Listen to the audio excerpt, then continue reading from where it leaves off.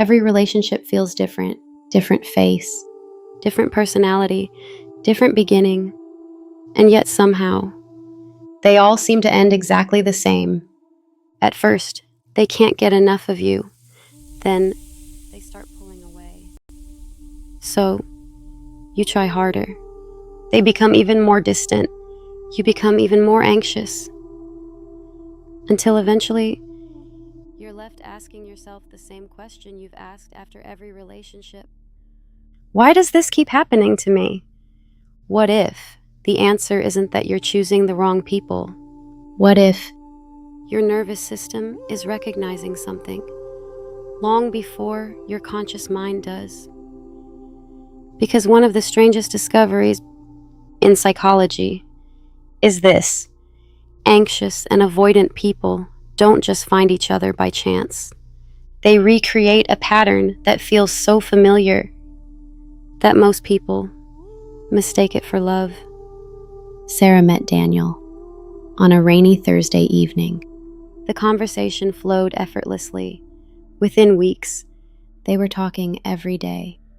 For the first time in a long time, Sarah found herself thinking, maybe this one will be different. Daniel felt it too. Being with Sarah felt easy until it wasn't. As the relationship became more serious, something quietly began to change.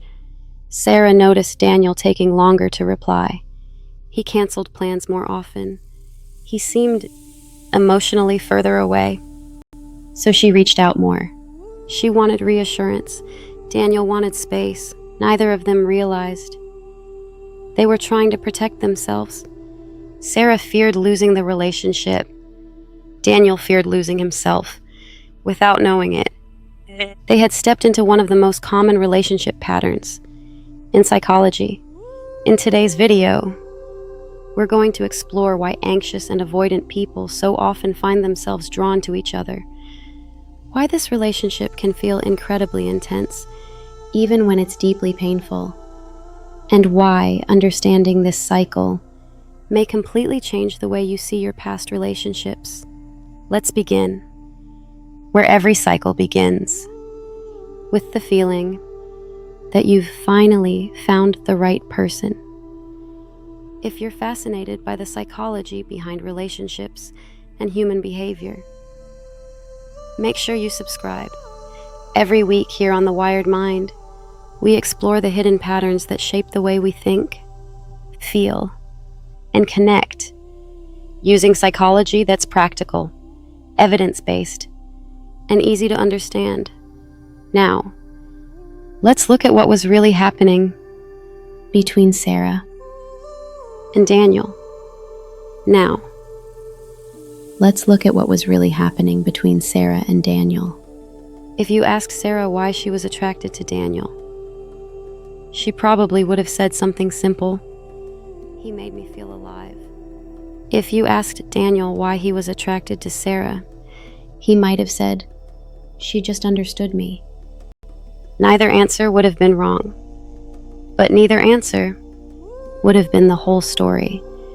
We often think we're attracted to people because of who they are, but long before your conscious mind decides someone is right for you, your nervous system has already asked a different question.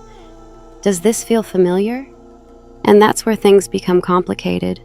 For someone with an anxious attachment style, emotional inconsistency can feel strangely exciting, not because they enjoy uncertainty, because uncertainty feels familiar. For someone with an avoidant attachment style, a partner who asks for closeness can feel strangely uncomfortable, not because closeness is bad, because vulnerability has often been associated with pressure. Neither person chooses these reactions. Their nervous systems learned them years earlier, often in childhood, long before they ever met each other, which explains something many people misunderstand. Anxious and avoidant people don't attract each other because they're opposites. They attract each other because each person's emotional patterns make sense to the other's nervous system. And that's when the cycle begins. At first, Sarah believed she could fix it. She thought if she loved Daniel a little more, communicated a little better, or proved how committed she was, things would go back to how they were in the beginning. But every step she took towards him made Daniel take another step back, not because he wanted to hurt her, because to him, more closeness felt like more pressure. So he created space. Sarah interpreted that space as rejection. Daniel interpreted Sarah's pursuit as control. Neither of them saw what the other was actually feeling. They only saw each other's behavior, and that's what keeps this cycle alive. Sarah wasn't chasing because she wanted to control Daniel. She was chasing because she was afraid of losing him. Daniel wasn't pulling away because he didn't care. He was pulling away because he was afraid of losing himself. Both were responding to fear.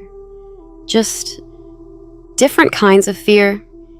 Imagine two people standing on opposite sides of a door. One is desperately trying to push it open. The other is desperately trying to hold it closed.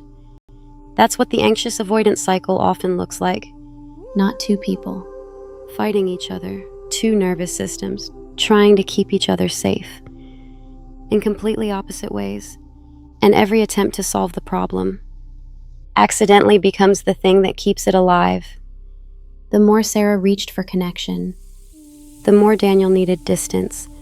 The more Daniel created distance, the more Sarah feared she was losing him, because the strongest attraction isn't always between two compatible people. Sometimes it's between two nervous systems that mistake familiarity for love. And this is why the relationship often feels exhausting, because every solution became another problem. Round and round they went, until they both started believing the relationship itself was broken, when in reality, they were trapped inside a pattern neither of them could see. If you've ever been in a relationship like Sarah and Daniel's, you probably remember one thing: how intense it felt. The highs were unforgettable, the lows were devastating, and somewhere along the way, it became easy to believe this must be real love. But here's the question: what if intensity isn't the same as compatibility? Because psychology suggests something surprising. Your nervous system doesn't automatically recognize what's healthy. It recognizes what's familiar. If love once felt unpredictable, predictability can feel boring. If affection had to be earned, consistency can feel unfamiliar. If closeness was often followed by disappointment, a relationship filled with uncertainty can feel strangely exciting. Not because it's better, because your brain has experienced it before. That's why people sometimes leave calm, healthy relationships and find themselves pulled towards relationships that make them anxious. They aren't choosing pain. They're choosing what feels familiar. Returning to Sarah and Daniel. Sarah believed the emotional roller coaster meant Daniel was the love of her life. Daniel believed needing space meant Sarah simply wasn't the right person. Both misunderstood what they were feeling. What they called chemistry was often two old survival patterns recognizing each other now. This doesn't mean anxious and avoidant relationships are doomed.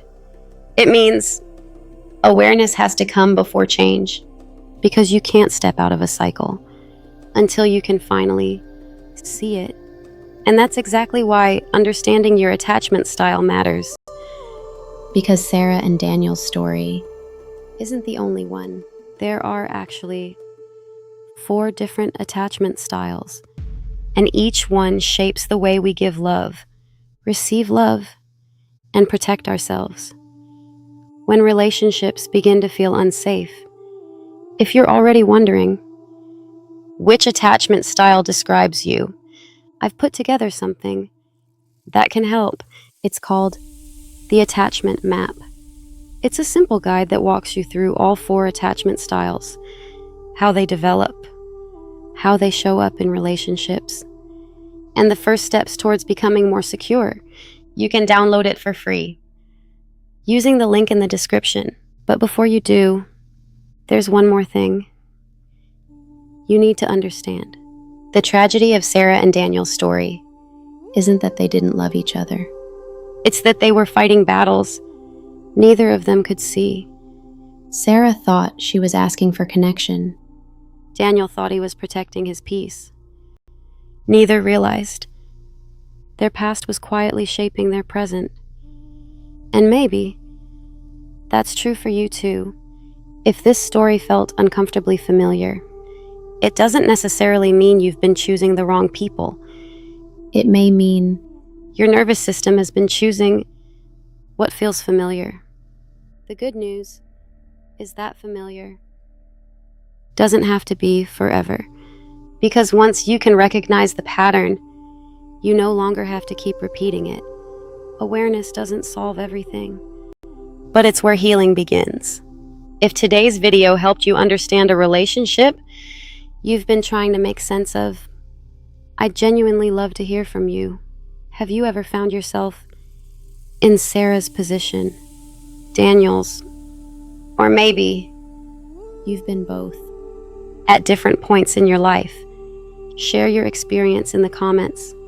I read everyone, and your story might help someone else realize they're not alone. If you enjoy exploring the psychology behind relationships and human behavior, don't forget to subscribe to The Wired Mind. Every week, we uncover the hidden patterns that shape the way we think, feel, and connect, using psychology that's practical, evidence-based, and easy to understand. And if you're ready to discover your own attachment style, you can download the Attachment Map using the link in the description. It's free, and it will help you identify where you are today and the path towards becoming more secure. In our next episode, we're stepping back to look at the bigger picture, because anxious and avoidant attachment are only 2 pieces of the puzzle. There are actually 4 attachment styles, and understanding yours could completely change the way you see your relationships, your reactions, and even yourself. Until then, remember this: the goal isn't to blame yourself for the patterns you've learned. It's to become aware enough to choose different ones. I'll see you in the next video.